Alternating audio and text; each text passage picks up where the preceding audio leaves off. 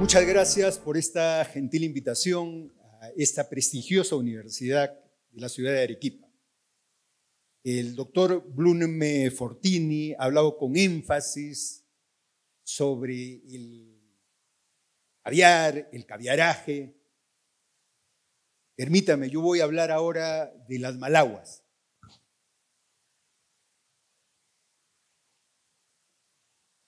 Técnicamente, ¿qué es considerado una malagua? Lo híbrido y la democracia en América Latina, muy especialmente en el Perú, es considerada no una democracia clásica, no una democracia plena, sino un modelo excepcional que no cumple las reglas básicas de cualquier democracia clásica. Por eso existen tesis que sostiene que en el Perú existe una semidemocracia. También en el mismo lenguaje se habla de una semidictadura. O sea, como que el modelo clásico de una democracia no se completa en el Perú, por diversas razones. Yo quiero recurrir a la data para encontrar estas razones. Yo creo que esto es lo más significativo a propósito de América Latina. El Perú, incluso por debajo de Venezuela, por debajo de otros países que tienen economías muy en crisis, el Perú solo tiene 8% de satisfacción con el modelo democrático. O sea, de cada 10 peruanos, 9 no creen en este modelo, llamémoslo malagua. No creen en este modelo. Entonces, una democracia, un orden institucional, un orden constitucional puede sostenerse bajo esa creencia generalizada. Imposible. Imposible. O sea, tenemos que revertir esas cifras. No es posible sostener un modelo cuando un mínimo de ciudadanos creen en este modelo institucional. Y siguiendo el mismo derrotero, encontramos que también el Perú otra vez encabeza la lista de la insatisfacción con el modelo democrático. Si hiciésemos una constante, vamos a ver que esto está así hace 50 años. No es que se inventó. O sea, ¿por qué ganó Fujimori? Porque las cifras también eran iguales. Las personas no estaban contentos con el rendimiento del modelo institucional. Y aparece Fujimori. Fujimori causa el problema de la malagua. No, señores. Fujimori es consecuencia del modelo. No es que Fujimori causa, o sea, a partir de Fujimori, o sea, antes de Fujimori el modelo era excepcional, funcionaba. No, no es cierto, pues los que tenemos canas, no tenemos cabello, sabemos que eso no era así, que el modelo no funcionaba desde la salida de los militares. O sea, había alguna falla estructural que tenía este modelo. Y la tarea de los académicos es buscar identificar. Si se hace una constante histórica, miren, está bastante reducida, es una constante histórica, vamos a ver que en el caso del presidente Toledo, llegó a 7% de aprobación, 7%. La presidenta Boluarte lo supera por un punto, 8%. Pero ¿cuál es el elemento análogo en los dos casos? El modelo institucional está malagua, que no funciona, está en crisis, en crítica permanente, pero la economía a su lado funciona. El cambio de dólar hoy día está en un precio expectante. Y eso se mantiene exactamente de la época del presidente Toledo. O sea, al presidente Toledo lo salvó la estabilidad económica. No sé si a la presidenta Boluarte la salve la estabilidad económica, pero hay una estabilidad económica, como que la dinámica política marcha en cuerdas separadas de la dinámica económica. O sea, hay una economía que funciona. Ayer estuve recorriendo Arequipa y veía que las discotecas estaban abiertas, había mucha fiesta, mucho. Eso es una muestra de una. Claro, la política no marcha, pero la economía sigue funcionando y en buena hora. Y entonces las constantes históricas señalan pues que esta democracia híbrida tiene algunas fortalezas. En el caso peruano, eso es un tema excepcional. Por eso tanto hemos discutido el año pasado y se han hecho seminarios sobre la constitución económica. Funciona la economía, funciona el modelo, funciona el consenso de Washington, con todos los defectos y críticas que podemos hacer. Lo que no funciona es el modelo político. Y acá hay otro dato que nos informa de la cultura de los peruanos. Estamos hablando esta encuesta del año 23. El año 23, o sea, los jóvenes que están acá de repente han participado de la encuesta.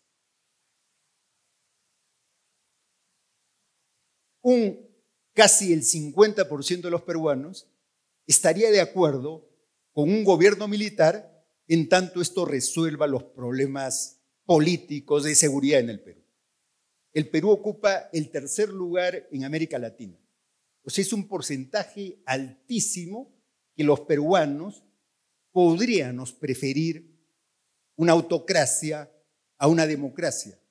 Con el San Benito, si resuelve los problemas políticos, entonces bienvenida un gobierno militar.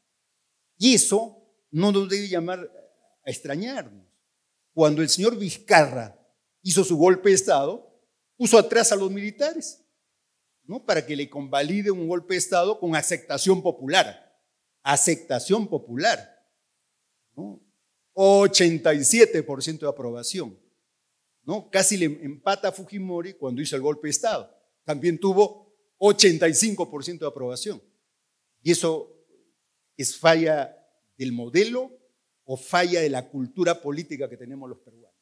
De derecha o de izquierda. Acá en el Perú han habido golpes de derecha y golpe de izquierda, ¿no? Entonces la izquierda no puede decir, no, solo Fujimori golpista. No, acá han habido golpes de derecha y de izquierda. Y entonces el sistema político, lo peor, convalidado por la población. Convalidado por la población. Entonces, hay alguna falla en nuestro modelo político que debemos identificar y buscar las alternativas para establecer una democracia plena y no pues una democracia híbrida como la que tenemos. Como tenemos un tiempo relativamente corto, yo quiero referirme a algunos elementos que hacen que esta democracia sea débil e híbrida. Un primer tema lo tenemos en el sistema electoral, que es derivación del sistema político. Se acaba de fracasar la última reforma política. Acaba de fracasar. Yo estaba de acuerdo con la reforma política. Estoy de acuerdo con la reforma política. Pero acaba de fracasar. ¿Por qué? Porque la constante histórica es que exista un pluralismo moderado. ¿Cómo se sostienen las democracias sólidas? En un pluralismo moderado. 5 partidos, 6 partidos, 7 partidos que expresen el espectro ideológico. Eres de izquierda, ten tu candidato de izquierda. Eres de derecha, ten tu candidato de derecha. Las democracias sólidas se sostienen así. Una de las críticas que se ha hecho al sistema electoral es que como promedio, desde 1980, en el Perú han habido 15 o 20 formaciones electorales. Estoy hablando de formaciones electorales, 20 listas electorales. Desde los 80, no es que esto viene con Fujimori, ya desde los 80 estaba establecida esa dinámica. Peor aún, al interior del Parlamento tienden a fraccionarse. Y el Tribunal Constitucional, no sé si estaba el doctor Blume, convalidó el fraccionamiento de las formaciones parlamentarias. Convalidó, libertad, dijo, libertad. Entonces, claro, si llegan 15 partidos, se terminan transformando en 20 formaciones parlamentarias, lo que desnaturaliza el modelo parlamentario. La reforma política que se ha planteado es precisamente vayamos a un sistema moderado de partidos políticos. No pueden haber 15 partidos políticos, 20 partidos políticos. En las últimas elecciones existieron 15 partidos políticos. Allí elegimos a Pedro Castillo, 15 partidos políticos. Y entonces, ¿qué se planeaba? ¿Qué se soñaba con el año 26? En tener menos partidos. Pues, o sea, 15 partidos, 20 partidos, no es posible. Tengamos 10, 8 partidos, 8 formaciones que representen opciones programáticas, ideológicas. Se hizo, ¿cómo se contenía que existiesen más partidos? Con las firmas, 700.000 firmas para escribir un partido. Entonces la reforma política plantea algo distinto. Plantea, facilitemos la inscripción de partidos, pero pongamos tamices. Que ya no sean 700.000 las firmas, sino 25.000. ¿Para qué? Para que todos pluralmente puedan participar, pero que convaliden en primarias su aceptación o preeminencia. El día de hoy, tenemos 25 partidos políticos, 27, ¿no? Y el jefe de la OMPE ha dicho que probablemente en las elecciones del 26 se enfrenten 38 formaciones políticas. O sea, todos los defectos que hemos señalado, que se ha señalado el día de hoy, todos los defectos se van a incrementar de acá a 24 meses. Se van a incrementar porque el sistema, en vez de establecer tamices democráticos, fortalecer a los partidos, el presidente del jurado también ha dicho, ¿no? Hay que inscribirlos excepcionalmente, va a hacer que tengamos los problemas del año 16 agravados. ¿Por qué razón? Porque con 15 partidos políticos, la primera minoría, Pedro Castillo, obtuvo 15% de los votos. Esto es matemático. A mayor participación electoral, más fraccionamiento y se baja la valla. Con 30 partidos, ¿a cuánto se bajaría la valla? A 10%. Y ese candidato que gana por 10% la primera vuelta va a tener algún grado de legitimidad electoral. Van a venir los cuestionamientos que ya tenemos memoria histórica de lo que ha ocurrido en el Perú. Hay que transformar este modelo. Este modelo es insostenible para una democracia plena. Peor aún, cuando vivimos una polarización política. Es la constante. Acá se creó la segunda vuelta para evitar eso, para hacer que existan dos grandes confluencias electorales, gobierno y oposición, y estos, en un equilibrio constitucional, puedan articularse adecuadamente. Eso se ha perdido en el Perú. La muestra es la victoria de Pedro Pablo Kuczynski. No pudo articular su mayoría electoral, no la pudo articular en el Parlamento y empezó la crisis política del modelo. Y lo propio ocurrió con Pedro Castillo. O sea, ese 50% que votó por Pedro Castillo se representó políticamente, se representó parlamentariamente, existió este equilibrio, ¿no? Porque muchos dijeron, yo voto por Castillo, pero no lo respaldo. Entonces, eso no puede ser un voto consecuente. La segunda vuelta se crea para establecer alianzas. para establecer una coalición política que permita dar la estabilidad al modelo político de segunda vuelta. Porque si no, yo he estado pensando, si no deberíamos regresar a la primera vuelta. ¿Para qué segunda vuelta? Si la segunda vuelta no arregla nada, lo empeora todo. ¿Para qué segunda vuelta? ¿Para qué segunda vuelta? Reflexionemos, falta una tesis sobre la segunda vuelta. ¿La segunda vuelta ha dado los beneficios que esperábamos? Es más, estas fechas que se hacen, eso debería formar parte de la reforma. No deben hacerse elecciones simultáneas. Se hacen 3 elecciones simultáneas. Elecciones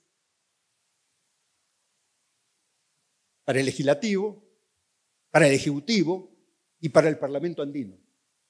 ¿No? Sábanas inmensas, sábanas inmensas. El voto viciado que hay fundamentalmente es por confusión. Las personas no saben cómo votar. ¿Por qué? Porque no tenemos pues una cultura cívica. Carecemos de eso. Por eso mi propuesta es que las elecciones deben ser diferenciadas. Hay que hacer elecciones presidenciales y elecciones parlamentarias separadas para establecer un modelo parlamentario, para saber que estamos eligiendo a la oposición o al gobierno. Eso es importante que modifiquemos. Y un segundo tema a modificar es necesitamos cambiar la forma de gobierno. Yo sí creo que el presidente del Consejo de Ministros debe asumir plenamente responsabilidades de gobierno. No debe ser el presidente el factor simbólico de gobierno y jefe de Estado. El presidente debe dedicarse a ver las cosas centrales de la política nacional e internacional, pero el jefe de gobierno debe acometer el tema diario. El jefe de gobierno puede caer, pero no cae el gobierno. Tenemos que darle estabilidad al país. Yo pensaba, siempre dije, si Hernando de Soto hubiera aceptado ser primer ministro de Castillo, Castillo no se cae.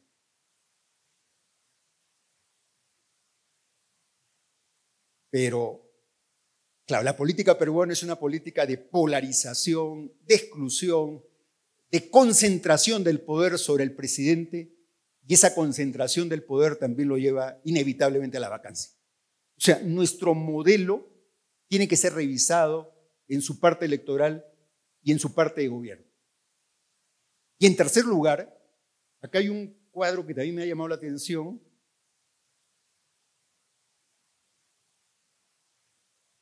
Este es el mapamundi de las democracias híbridas, el mapamundi de las democracias híbridas.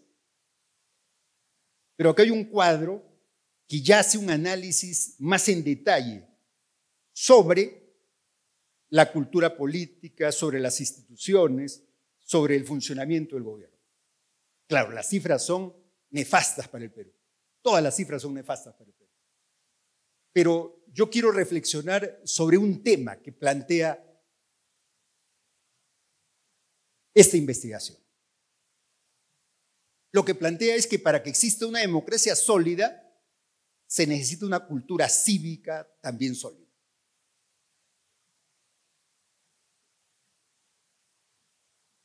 Una encuesta hecha por el Jurado Nacional de Elecciones estableció que el 30% de los votantes, el año 2021, votaron 25 millones. O sea, el 30% son 8 millones de peruanos. 8 millones de peruanos decidieron su voto en la cola. O sea, un acto trascendental por quién voy a votar, lo decidieron en la cola. No estoy hablando de una creencia, estoy hablando de una investigación. O sea, ninguna democracia puede sostenerse con esa forma de entender la vida cívica y política. Y ese es un mensaje para los jóvenes. Tiene que entenderse que el voto El voto es trascendental, significativo. No se puede pensar el voto en la cola. Porque allí surge, pues, el oportunismo, la forma de acomodarse. ¿Quién va a ganar? Preguntas en la cola. ¿Quién va a ganar? Parece que fuese un guachito. ¿Quién va a ganar? Entonces votas por el que va a ganar. No votas por convicción. No votas porque crees en esa idea, en ese programa, en ese candidato. Simplemente por el oportunismo social. Y esto, que ha sido analizado en el 21, creo que es una constante. Obviamente, no le podemos echar la culpa a los ciudadanos, le dirían, los partidos políticos tienen la culpa, el Estado tiene la culpa, el sistema educativo tiene la culpa de crear ciudadanos desinteresados, indiferentes al quehacer público, y precisamente por eso necesitamos grandes reformas legales, pero grandes reformas en la cultura política de los peruanos. O sea, eso no es ley. Es simplemente aprendizaje, dinámica, de entender la lógica del poder. ¿Cómo resolvemos los problemas políticos del Perú? ¿Cómo resolvemos este tema de la democracia malagua? La defendemos todos, sin sustraernos, proponiendo, meditando y siendo plenamente responsables con nuestro deber político. La Constitución establece que los derechos políticos no solamente son derechos, también son deberes, obligaciones, compromisos. Y ese compromiso creo que le falta a gran parte de la ciudadanía. Si tenemos los partidos que tenemos, si tenemos los gobiernos que tenemos, eso está en correspondencia con nuestra forma de pensar, nuestra forma de actuar en este acto cívico que es tan trascendental. Por eso creo yo que hay que hacer que esta sea una democracia plena, no una democracia híbrida, no una semidemocracia, porque el camino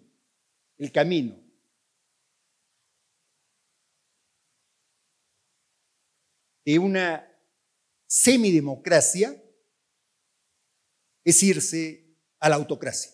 Ese es el camino. O sea, estamos en la frontera de resbalar en una autocracia, si es que no acometemos los cambios que el país y el sistema político requieren.